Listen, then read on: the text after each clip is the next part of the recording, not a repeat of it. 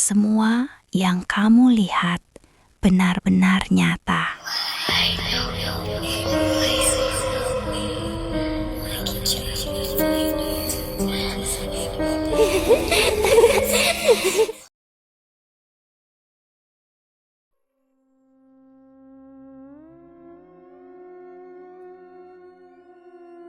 Kami kualat.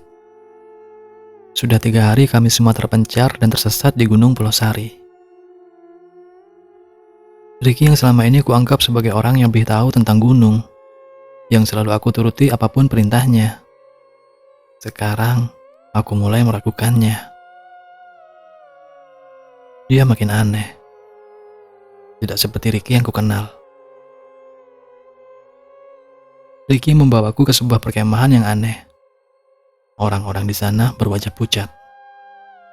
Tidak ada kegembiraan sedikit pun yang terpancar di wajah mereka. Cara berjalan mereka semuanya sama. Kaki kanannya pincang semua. Aku mulai takut. Lain halnya yang terjadi dengan Mira dan LD. Mereka juga hilang. Terakhir kali aku melihat LD berdiri di batang pohon. Wajahnya penuh cairan merah. Namun dia tersenyum ke arahku sambil melambaikan tangan. Senyum itu tidak ada manis-manisnya. Bahkan terkesan mengerikan. Sementara Mira, sahabatku, dia dinikahi jin Curug Putri. Aku melihat resepsi gaib itu dengan mata kepalaku sendiri. Aku seharusnya tidak berada di sini. Banyak sekali orang yang berkemah di tempat aneh ini. Ada puluhan. Bukan. Ini sangat banyak. Bisa jadi ada ratusan orang di tempat ini. Aku melihat Ricky berdiri sambil mendongak ke atas langit. Dia menatap bulan. "Rick, ngapain kita di sini?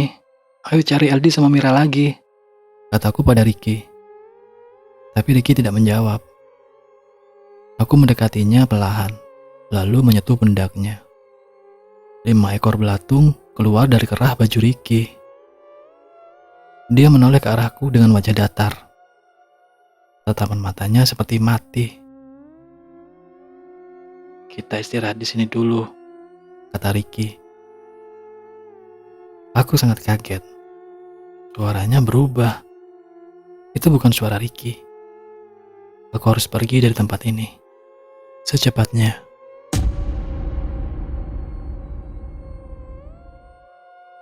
Jujur saja, aku bukan seorang pendaki yang andal. Bahkan aku tidak punya pengalaman mendaki gunung. Di kampus pun aku tidak tertarik pada organisasi mahasiswa. Setiap hari yang kulakukan hanyalah kuliah dan pulang. Orang bilang aku mahasiswa kupu-kupu. Ya, paling sesekali aku pergi ke perpustakaan. Tapi bukan untuk mencari buku. Hanya untuk cuci mata saja. Kehidupanku di kampus memang terkesan monoton. Dan aku suka dengan kehidupan seperti itu. Tapi semuanya berubah saat Mira mengajakku mendaki Gunung Pulau Sari. Dan aku tidak akan pernah melupakan pendakian itu. Di akhir semester 5, aku ditelepon Mira, sahabatku. Waktu itu kebetulan aku sedang berkemas untuk mudik. Maklum aku ini seorang perantau yang kuliah di Pandeglang. Jadi setiap libur semester, aku pasti pulang kampung. "Halo Ori," kata Mira. "Iya Mir, ada apa?" Aku menjawab telepon Mira sambil membereskan baju. HP ku jepit di antara bahu dan telinga. "Woi, lu belum pulang kan Ri?" tanya Mira. "Ini baru mau," kataku singkat. Kuletakkan HP di atas tumpukan baju lalu menyalakan speakernya. "Jangan pulang dulu Ri, gua punya rencana keren ini," kata Mira. "Rencana apaan Mir? Makan jagung lagi?" "Ogah," kataku menolak. "Bukan. Ini pokoknya keren deh. Gua jamin lu gak akan nyesel," kata Mira. "Iya apaan?" tanyaku tanpa penasaran. "Naik gunung Ri." "Lu belum pernah naik gunung kan?"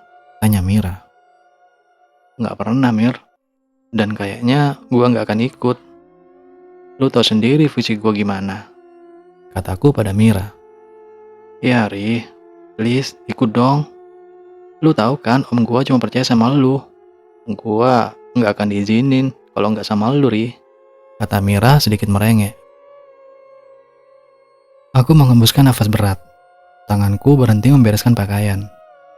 Ya udah, nanti gua izinin ke om lu, kataku. Lu, Ri. Lu mau kalau gua kenapa-kenapa, terus lu yang dituntut sama om gue. Mending lu ikut aja, kan bisa jagain gue, kata Mira. Pacar lu juga ikut kan, Mir? Tanyaku dengan nada malas. Iya, dia ikut juga. Tapi nggak akan seru kalau nggak ada lu, Ri, kata Mira. Aku terdiam sejenak. Siapa yang bakal jadi pemandunya? Kita kan amatir, Mir.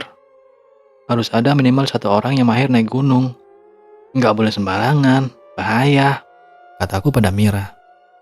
Ricky, kita kesana bareng sama Ricky, anak kelas B. Dia mahir banget soal pendakian, jelas Mira. Ricky memang anak pencinta alam. Dia sudah mendaki berbagai gunung di Pulau Jawa. Aku sangat percaya kalau Ricky yang jadi pemandunya. Emang mau naik gunung apa, Mir? Tanyaku. Pulau Sari, kata Mira. Gunung Pulau Sari memang lokasinya berdekatan dengan kampusku. Bahkan dapat dilihat dari jendela kelas. Banyak orang juga dari luar kota yang mendaki gunung itu. Selain ketinggiannya yang hanya 1346 mdpl, Gunung Pulau Sari juga terkenal dengan air terjunnya yang indah. Air terjun itu bernama Curug Putri. Ya udah, gua ikut, kataku. Seharusnya saat itu aku tidak mengiyakan ajakan Mira, atau seharusnya aku melarang Mira untuk naik gunung. Tapi hari itu aku malah mendatangi tempat tinggal Mira di rumah omnya. Oh iya, Mira juga seorang perantau, sama sepertiku. Sore itu, aku, Mira, Ricky, dan LD berkumpul di teras rumah. Kami merencanakan pendakian untuk besok hari. Sudah banyak hal-hal indah yang kami bayangkan saat sampai di puncak nanti. Tapi sayangnya, rencana itu ternyata menjadi awal malapetaka bagi kami. Kami tiba di pos parkiran Gunung Pulau Sari. Ada beberapa motor dan mobil yang juga terparkir di sana. Penjaga pos meminta data diri kami. Dia mencatat dengan teliti. Mereka juga memeriksa tas kami. Mungkin mereka khawatir ada pendaki yang membawa narkoba atau barang-barang lain yang tidak diperkenankan. Kalian tahu larangannya kan? Tanya penjaga pos. Tidak boleh membawa minuman keras dan narkoba, jawab Ricky. Bukan hanya itu. Si penjaga pos berhenti menulis. Dia melihat ke arah kami dari balik loket kaca. Pastikan yang sedang menstruasi jangan mandi di Curug Putri. Jangan ada yang mesum. Dan jangan berbicara sembarangan, ucap lelaki penjaga loket dengan tegas. Mir, lu nggak lagi datang bulan kan? Enggak, Ri, aman, jawab Mira. Baik, kami pasti tidak akan melanggarnya, jawab Ricky. Kami membayar biaya parkir motor sebesar Rp5.000. Setelah semuanya siap, Ricky meminta kami untuk membuat lingkaran. Sebelum melakukan pendakian, ada baiknya kita semua berdoa, kata Ricky sambil membetulkan kacamatanya. Berdoa, mulai. Kami semua menunduk dan larut dalam doa. Selesai, lanjut Ricky. Kami mulai mendaki. Ricky sebagai pemimpin berada di barisan paling belakang untuk memastikan anggotanya baik-baik saja. Masing-masing dari kami membawa tas carrier lengkap dengan semua peralatan yang dibutuhkan. Aku berada di barisan ketiga. Kulihat Mira tampak kelelahan karena medan yang kami tempuh terus menanjak semakin curam. Lu capek, Mir? Istirahat dulu, kataku. Baru juga mulai, kata LD menyela.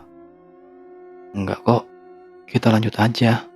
Gua nggak sabar mau lihat Curug Putri, kata Mira sambil menoleh ke arahku. Kami memasuki perkebunan pisang. Kulihat ada beberapa batang pohon yang rusak bekas gigitan hewan. Aku yakin itu bekas gigitan hama babi hutan. Dari beberapa artikel yang pernah aku baca, penduduk Pulau Sari memang diresahkan oleh hama babi hutan. Dulu katanya ada kepala desa yang biasa dipanggil Pak Arsat, membuat perjanjian dengan Raja Babi Gunung Pulau Sari, sehingga para babi tidak menyerang perkebunan warga. Tapi semenjak kepala desa itu meninggal, koloni babi hutan mulai menyerang perkebunan warga kembali. Di tengah perjalanan, aku melihat seorang nenek sedang berdiri di antara pohon pisang. Wajahnya kusut, dan rambutnya sudah penuh dengan uban. Dia memperhatikan kami yang sedang melintas di hadapannya. "Rik, itu siapa?" tanyaku. "Nyi Amah, dia orang gila. Dia memang suka berkeliaran di sekitar sini," jawab Ricky. Saat barisan kami melintasi Nyi Amah, aku menoleh ke belakang. Ternyata dia mengikuti kami. Aku pun menghentikan langkah. "Lihat, dia ngikut." Aku menunjuk ke arah nenek itu. Ricky menghampirinya. Dia tersenyum ramah. "Nyi, punten, jangan ganggu kami, Nyak," kata Ricky berbicara padanya. Tapi tiba-tiba, Nyi Amah terlihat panik. Matanya melotot ke arah kami. Dia malah menunjuk-nunjuk, lalu tergesa-gesa berjalan ke arahku. "Kasihan kamu, Nak," kata Nyi Amah sambil menyentuh pipiku. Aku menepis lengannya yang kotor. "Udah, Ri, ayo jalan lagi," kata LD menarik lenganku. Ricky kembali ke barisan. Kami meninggalkan Nyi Amah. Kulihat wajahnya tampak sedih. "Dari ya ke bahan paeh," teriak Nyi Amah dari belakang. "Apa? Dia bilang kita semua akan mati." Ini membuatku kepikiran dan takut. "Udah, jangan dipercaya. Sudah kubilang dia orang gila," kata Ricky sambil tersenyum. Kami pun melanjutkan perjalanan. Aku melirik jam tangan. Baru jam 10 siang. Tapi semakin masuk ke dalam hutan, malah semakin temaram.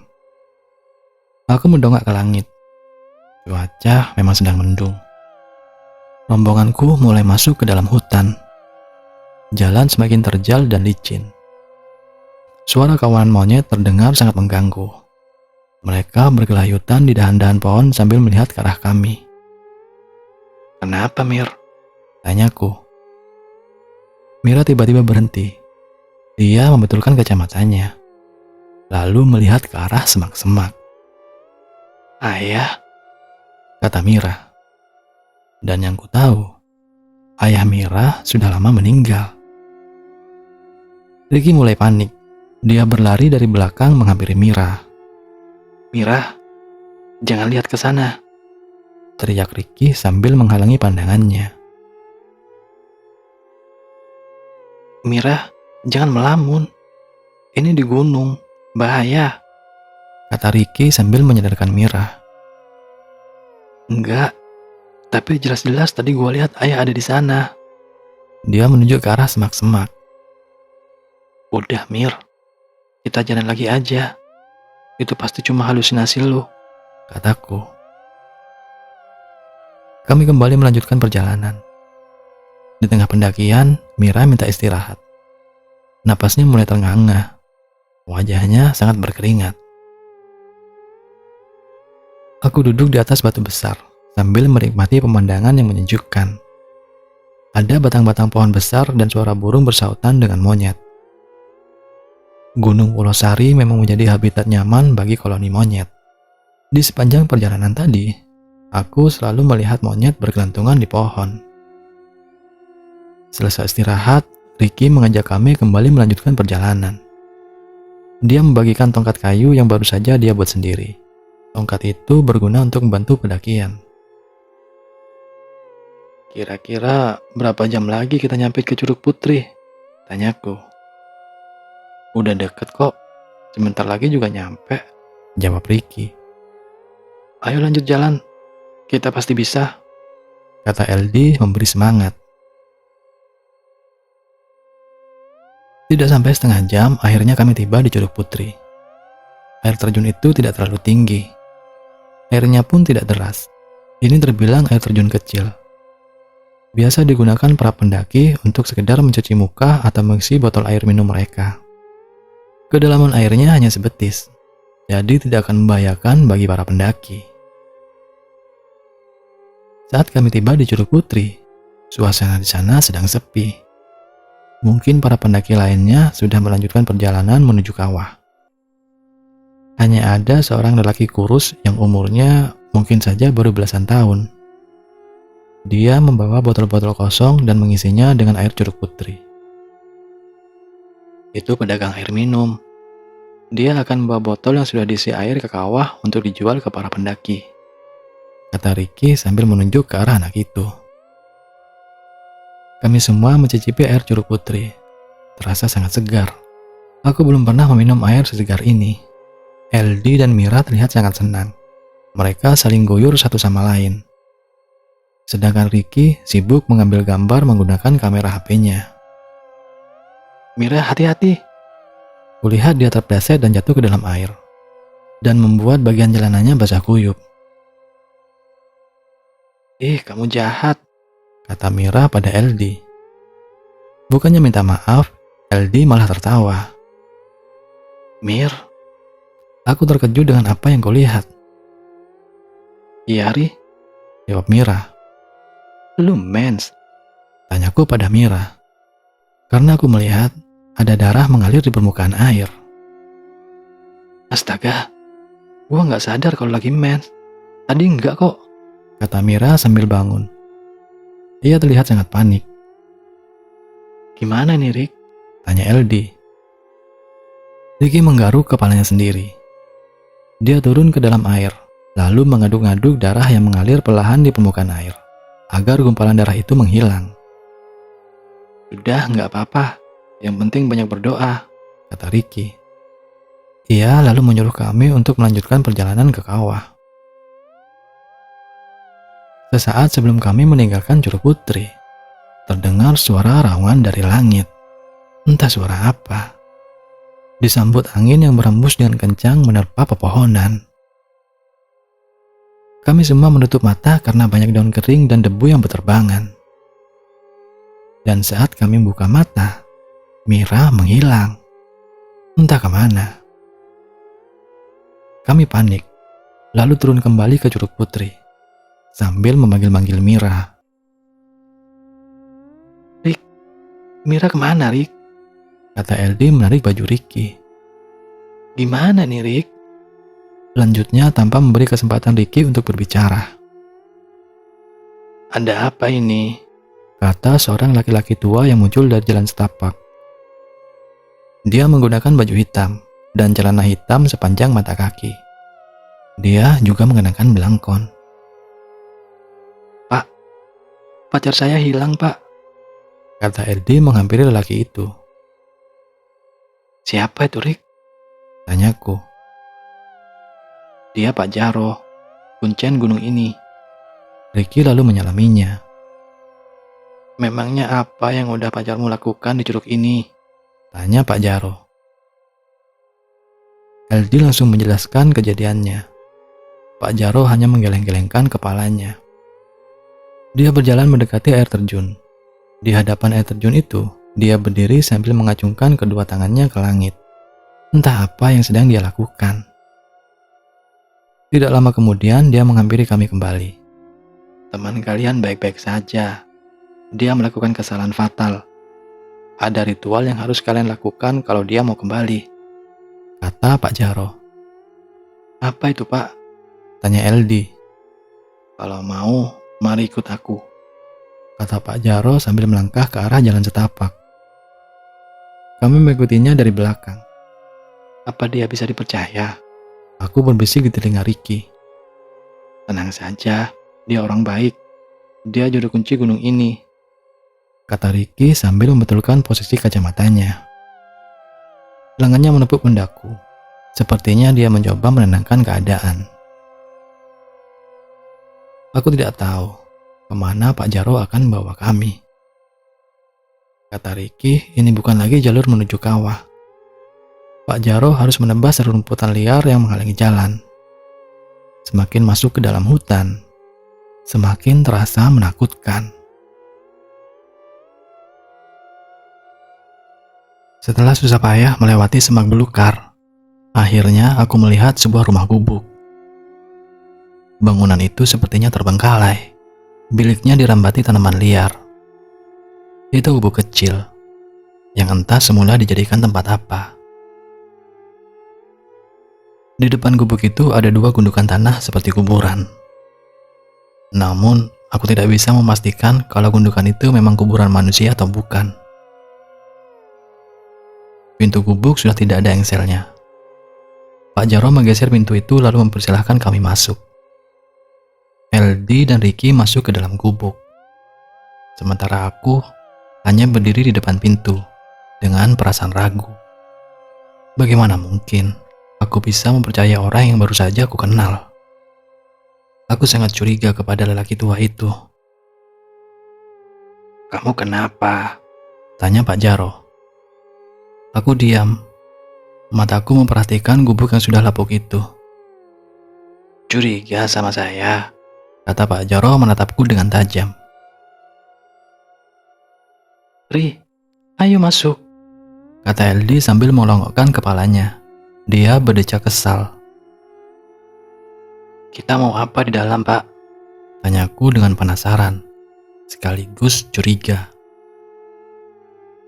"Ada ritual yang harus kalian lakukan sebagai bentuk permohonan maaf," kata Pak Jaro. "Jangan khawatir, Ri. Masuk aja." Kali ini Ricky membujukku. Dengan ragu-ragu aku melangkahkan kaki masuk ke dalam gubuk itu. Di dalam tidak ada apa-apa. Gubuk hanya beralaskan tanah yang lembab. Pak Jaro meminta kami untuk melingkar. Dia kemudian memejamkan mata, menarik nafas dalam-dalam, lalu bergumam membacakan mantra, yang entah itu apa. Aku tidak bisa mendengarnya dengan jelas. "Teman kalian itu kualat. Kalian juga akan kena imbasnya. Malam ini, kalian harus menginap di sini dulu. Saya akan lakukan ritual di Curug Putri, agar kalian semua selamat," kata Pak Jaro. "Bagaimana dengan pacar saya, Pak?" tanya LD dengan wajah khawatir. "Nanti setelah ritual, dia pasti kembali," jelas Pak Jaro. Malam semakin larut. Pak Jaro dari tadi sore meninggalkan kami di dalam gubuk. Kami semua menggelar tikar dan menyalakan lampu canting LED. LD dan Ricky tidur dengan pulas, sementara aku tidak sama sekali. Pikiranku merayap kemana-mana. Aku tidak habis pikir, kenapa mereka berdua bisa tidur nyenyak. Padahal, Mira masih belum jelas keberadaannya. Kalau sampai dia tidak ditemukan, apa yang harus kukatakan pada omnya? Dia pasti marah. Atau bahkan, dia akan membawaku ke pengadilan. Selang beberapa saat, aku mencium minyak wangi yang menguar memenuhi ruangan gubuk. Aku bangun sambil mengendus-endus hidung. Kuikuti sumber bau itu mengarah keluar gubuk. Lalu kugeser pelan pintu bilik. Ternyata di luar ada seorang wanita berjakit biru. Dia mengenakan celana jeans, sedang duduk di atas gundukan tanah. Dia berpakaian layaknya seorang pendaki. "Kamu siapa?" tanyaku. Dia menoleh kepadaku. Wanita itu lalu bangun dari duduknya. "Pulanglah," katanya. Tatapannya tajam ke arahku. "Pulang," kataku sambil mengerutkan dahi. Dan tiba-tiba, dari dalam gubuk terdengar suara gaduh. Segera aku masuk kembali. Aku sangat terkejut saat menyadari kalau LD tidak ada di tempat tidurnya. Kubangunkan Ricky. Masih dalam keadaan mengantuk, dia mengenakan kembali kacamatanya. "Kenapa, Ri?" tanya Ricky. "LD kemana?" kataku panik. "Hah? Bukannya tadi di sini?" Ricky malah balik bertanya. Kami terdiam sejenak. Saat tiba-tiba sayup-sayup aku mendengar suara arak-arakan dari kejauhan. Lu dengar itu, Rick? Kataku pada Ricky. Ayo, Rick, kata Ricky sambil bangun. Dia menggulung tikarnya dan memasukkan ke dalam tasnya. Aku juga segera berkemas. Kami segera bergegas keluar. Dari kejauhan terlihat rombongan orang yang membawa obor. Aku dan Ricky langsung mengikuti mereka. Kami menerobos semak belukar. Semakin dekat ke rombongan itu, semakin jelas aku melihat ada LD di antara mereka. Dia berbaris sambil memegang obor. Entah akan menuju kemana mereka. LD, teriakku sambil terus mendekatinya. Saat berhasil mendekati rombongan itu, aku mencoba menarik dengan LD. Tapi, dia malah mendorongku dan terus berjalan mengikuti rombongan itu. Aku sampai terjerembab masuk ke dalam semak-semak. Ricky lalu membantuku untuk bangun. Aku hendak mengejar LD lagi. Tapi Ricky malah menahan lenganku. Kenapa, Rick? Tanyaku pada Ricky. Dia sudah bukan LD lagi, kata Ricky. Lu ngomong apa sih? Itu teman kita. Dia mau dibawa setan, Rick. Jelasku pada Ricky. Lebih baik kita pergi saja, Rick. Di sini bahaya, kata Ricky. Lu ini gimana? Becus enggak sih jadi pemandu? Kataku pada Ricky sedikit marah. Aku sangat kesal. Kutepis genggaman tangan Ricky. Rombongan itu semakin menjauh. Tanpa memperdulikan Ricky, aku mengejar rombongan itu. Mereka berhenti di tepi jurang. Kemudian mereka duduk bersila. Hanya LD yang berdiri. Dia lalu melangkah perlahan ke tepian jurang. LD, jangan! Teriakku. Aku tidak sempat meraih tubuhnya. LD menjatuhkan dirinya sendiri ke dalam jurang. Nafasku terengah-engah. Aku menyolokkan senter ke dalam jurang untuk mencari tubuh LD. Tapi jurang itu terlalu dalam. Aku tidak dapat menemukannya. Ayo, Ri, pergi, kata Ricky memanggilku dari jauh. Rombongan lelaki yang saling bersila itu menatapku dengan tatapan tajam. Mereka sepertinya marah kepadaku. Aku segera meninggalkan tempat itu. Kami melanjutkan perjalanan. Daerah ini sangat tidak aman bagi kami. Kalau kami menunggu Pak Jaro, aku yakin akan ada suatu hal buruk yang terjadi pada kami. Kita kemana, Rick? Tanyaku pada Ricky. Aku sangat takut. Semuanya kacau malam itu. Ke kawah, jawab Ricky. Ngapain ke sana? Aku berhenti melangkah dan menatap Ricky. Kita harus mencari Mira, Rick. Tadi gua lihat LD terjun di jurang. Kita cari dia juga. Kalau memang udah mati, setidaknya kita harus temukan di mana jasadnya, kataku pada Ricky.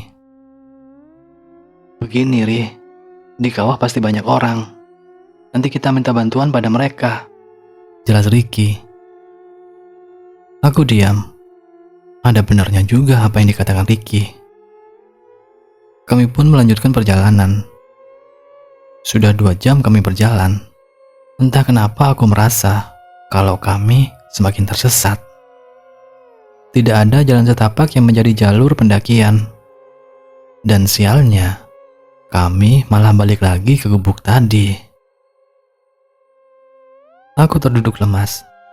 Ricky menggelengkan kepalanya. Kami benar-benar dipermainkan setan malam itu. Rick, kenapa kita balik lagi ke sini? Tanyaku pada Ricky. Ricky tidak menjawab. Sepertinya dia sedang berpikir keras. Kompas. Lu bawa kompas, Rick? Aku berdiri lalu menghampiri Ricky. Sebentar. Ricky memintaku untuk memegangi senternya. Dia membuka tas ranselnya untuk mencari kompas. Ada, Rick? Tanyaku pada Ricky. Wah, untungnya gua bawa ini. Dia tersenyum sambil menunjukkan kompas kepadaku. Syukurlah. Aku menepuk pundak Ricky. Kulirik jam tangan. Ternyata sudah jam 2 dini hari. Dari balik semak-semak, aku mendengar suara dengkuran babi hutan. Aku dan Ricky harus selalu waspada, karena babi hutan itu bisa saja menyerang kami. Kita ke arah mana, Rick?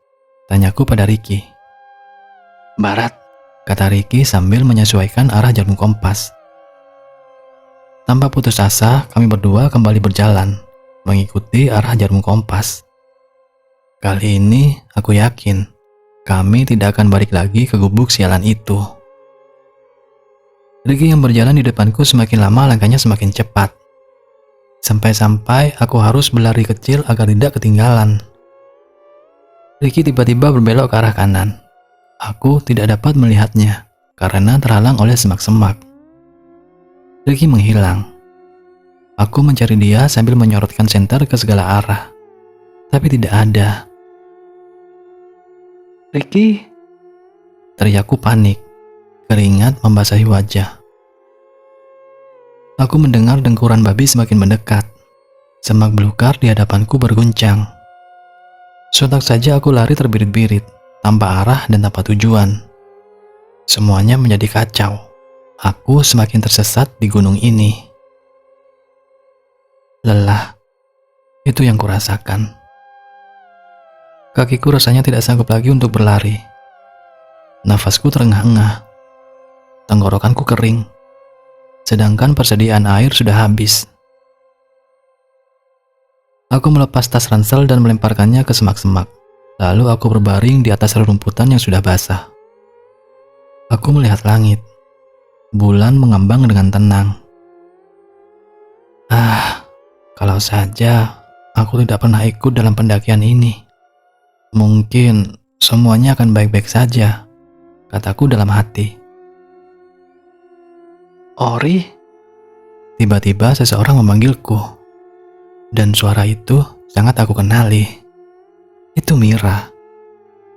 Entah dari mana arahnya. Kusorotkan cahaya senter ke segala arah. Ori, sini. Sebuah tangan perempuan muncul dari balik semak-semak. Di pergelangan tangannya ada jam berwarna biru. Aku sangat mengenali jam tangan itu. Itu milik Mira. Pelan-pelan aku mendekati lengan itu. Sini, Ri. Lengan itu melambai-lambai memanggilku.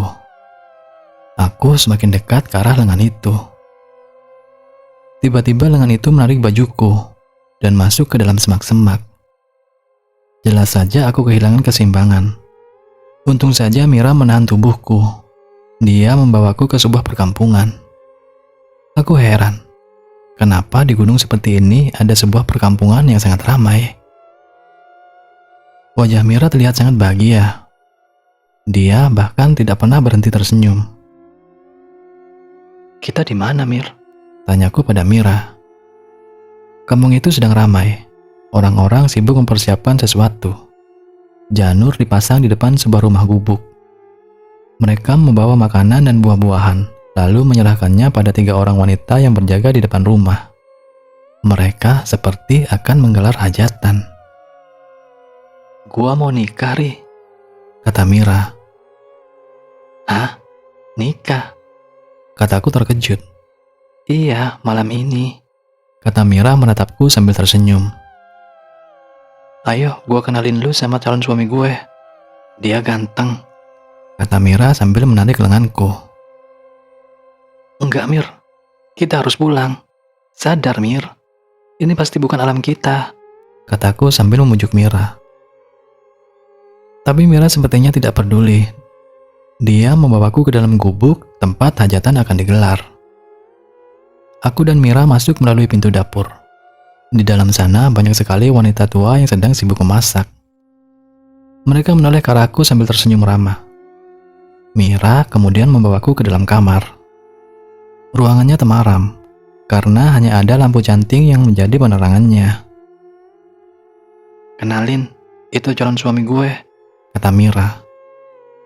Aku sangat terkejut saat melihat calon suami Mira. Dia adalah sosok makhluk besar, sedang duduk memandangi lampu canting. Sosok itu berbulu hitam, matanya merah menyala, kukunya panjang, dan juga bertaring. Astaga Mira, ayo pulang. Aku menarik paksa lengan Mira. Mira mau menikah dengan Gundurwo. Apa-apaan ini? Sekuat tenaga aku menarik paksa Mira keluar dari dalam gubuk. Namun kami tidak semudah itu keluar dari kampung. Nyatanya di halaman rumah sudah berdiri 5 lelaki berbadan besar menatapku dengan tatapan tajam. Mereka semua membawa golok. Apa yang harus aku lakukan? Tolong, biarkan kami pergi dari sini, kataku sambil terbata-bata. Mira malah mengimbaskan lengannya dari genggamanku. Pergi? Rumah gua sekarang di sini, Ri, kata Mira. Aku tahu, dia sedang dipengaruhi jin. Sadar, Mira, kataku pada Mira. Tapi dia malah tertawa, lalu menepuk pundakku. Gua bahagia di sini, Ri. Kalau lu mau pulang, silakan saja, kata Mira. 5 lelaki berbadan besar itu mendekati Mira. Mereka menuntunnya masuk kembali ke dalam gubuk. Dari belakang tubuhku, aku mendengar suara beduk dan gamelan ditabuh bertalu-talu. Pesta pernikahan dimulai. Orang-orang berkumpul di depan rumah gubuk. Lalu Mira muncul dari rumah tersebut. Dia sudah didandani layaknya seorang pengantin. Wajahnya penuh bedak. Rambutnya dikonde. Dia juga mengenakan kebaya batik. Tapi yang paling bikin aku merinding, di belakang Mira menyusul sosok Gundurwo yang mengerikan. Dia digiring oleh 5 orang lelaki tadi. Mira kemudian menggandeng dengan Gundurwo itu. Rombongan itu berjalan sambil menyanyikan tembang yang tidak jelas. Aku bahkan tidak pernah mendengar tembang seperti itu. Aku mengikuti rombongan itu dari belakang. Mira bergandengan dengan Gundurwo itu. Dia terlihat sangat bahagia. Langkahnya anggun dan selalu tersenyum. Berbeda dengan Gundurwo yang digandeng Mira. Makhluk itu sangat menjijikkan. Dia terus mengeluarkan air liur yang membasahi bulu-bulu hitamnya. Tidak lama kemudian, rombongan itu berhenti di Curug Putri. Semua orang duduk bersila kecuali Mira dan Gundurwo itu. Aku bersembunyi di balik batang pohon, menyaksikan resepsi pernikahan gaib itu. Akan sangat berbahaya kalau aku mengacaunya. Bisa-bisa aku mati dibunuh mereka. Entah ritual pernikahan macam apa yang mereka lakukan, tanpa ada penghulu atau pendeta yang menikahkan mereka. Dan aku sangat mual saat Mira berciuman dengan Gundurwo yang mulutnya penuh dengan air liur. Setelah itu Mira menatap ke arahku. Kedua matanya merah menyala. Aku segera kabur dari sana. Aku harus segera pulang, mencari bantuan untuk menyelamatkan Mira. Dari Curug Putri kususuri jalan setapak yang merupakan satu-satunya jalur pulang. Sesekali kakiku tergelincir karena menginjak bebatuan yang licin dan berlumut. Tak lama kemudian, cahaya senterku menyinari sosok lelaki yang sedang duduk di tengah jalan. Semakin dekat, semakin jelas. Itu adalah Ricky. Aku menghembuskan nafas lega. Dia terlihat sedang sibuk membetulkan sesuatu. Rick, kemana aja lo? Ninggalin gua sendiri, tanyaku pada Ricky. Lu Ri, gua cari-cari dari tadi, kata Ricky menoleh ke arahku. Gawat Rick, Mira nikah sama Gundurwo. Kita harus cari bantuan buat tolong dia, kataku pada Ricky. Ricky malah tertawa. Ada-ada aja lo, masa nikah sama Gundurwo, kata Ricky. Dia kembali membetulkan kompasnya yang tampaknya sedang rusak. Gua serius Rick, gua lihat sendiri. Lebih baik kita pergi dari sini sekarang. Nanti di kampung kita cari orang pintar buat bantu Mira, kataku pada Ricky. Iya, kita pulang sekarang, kata Ricky sambil bangkit dan meraih kembali senternya. Jangan buru-buru, Rick. Nanti kita terpisah lagi, kataku. Kali ini aku yang jalan paling depan, sementara Ricky di belakangku. Semakin lama, aku merasa ada yang aneh dengan Ricky. Dia sering sekali meludah, lalu tiba-tiba tertawa tanpa sebab. Dan juga dia suka meracau sendiri. Itu bukan Ricky seperti yang ku kenal. Rick, lo jalan paling depan aja, pintaku pada Ricky. Sengaja aku menyuruhnya jalan paling depan, agar bisa memperhatikannya lebih jelas lagi. Oh, iya Pri, katanya sambil tertawa. Dari belakang, kuperhatikan Ricky. Dia lagi-lagi meludah dan tertawa tanpa sebab. Rick, lo kenapa sih? Tanyaku pada Ricky. Hah? Gue baik-baik saja kok, kata Ricky sambil tertawa lagi. Aku mencoba untuk tenang dan tetap mempercayai Ricky. Tapi aku juga harus tetap waspada. Kami sudah 3 hari menyusuri jalan setapak, tapi tak kunjung sampai ke perkampungan warga. Aku malah merasa semakin tersesat di gunung itu. Persediaan makanan sudah habis. Wajahku pucat berantakan. Tapi aku tidak melihat wajah cemas sedikit pun pada Ricky. Dia terlihat tenang, seperti tidak ada masalah apapun. Ini malam ketikaku di Gunung Pulau Sari. Ricky yang selama ini aku anggap pemimpin regu, yang perkataannya selalu kuturuti, sekarang aku mulai ragu padanya. Dia bukan lagi Ricky yang kukenal. Tingkahnya aneh. Dia selalu bilang kalau perkampungan warga sudah dekat, tapi nyatanya kami tidak pernah sampai ke sana. Aku masih di tengah hutan, gelap, dan penuh suara dengkuran babi. Belum lagi bola api di langit yang belakangan ini mengikutiku. Kata Ricky, itu adalah Ocos, salah satu makhluk gaib penghuni Gunung Pulau Sari. Di tengah perjalanan, aku menoleh ke sebuah pohon. Ada yang aneh. Aku melihat seseorang sedang berdiri di atas dahan pohon. Itu LD. Wajahnya penuh cairan merah. Dia melambaikan tangan kepadaku. Wajahnya meringis, seperti sedang kesakitan. LD, kataku sambil menyipitkan mata. Rick, itu si LD. Aku menepuk pundak Ricky. Dia berhenti berjalan, lalu melihat ke arah pohon yang kutunjuk. Mana? Nggak ada, kata Ricky sambil tertawa. LD memang menghilang dari dahan pohon itu. Tapi aku melihatnya di antara semak-semak. Dia lari menjauh dari kami. Aku mengarahkan cahaya senter ke tempat yang lebih jauh. Namun dia sudah menghilang. Kami lalu melanjutkan perjalanan kembali. Malam ini kita berkemah di sini dulu, kata Ricky sambil menoleh ke arahku. Tanpa perlu persetujuanku, dia melangkah masuk ke dalam perkemahan itu. Perkemahan itu terlihat ramai sekali. Banyak tenda warna-warni yang berdiri di sana. Aku berjalan masuk ke dalam perkemahan. Orang-orang di sana berwajah pucat dan seperti bersedih. Aku melihat Ricky sedang berdiri, mendongak ke langit sambil menatap bulan. Aku tidak tahu apa yang sedang dia lakukan. Ricky, bukan. Dia bukan Ricky lagi. Lihat saja tatapan matanya mati. Ada belatung yang keluar dari kerah bajunya. Suaranya pun berubah. Lebih terdengar seperti suara seorang kakek-kakek. Aku mundur beberapa langkah, lalu berlari meninggalkannya.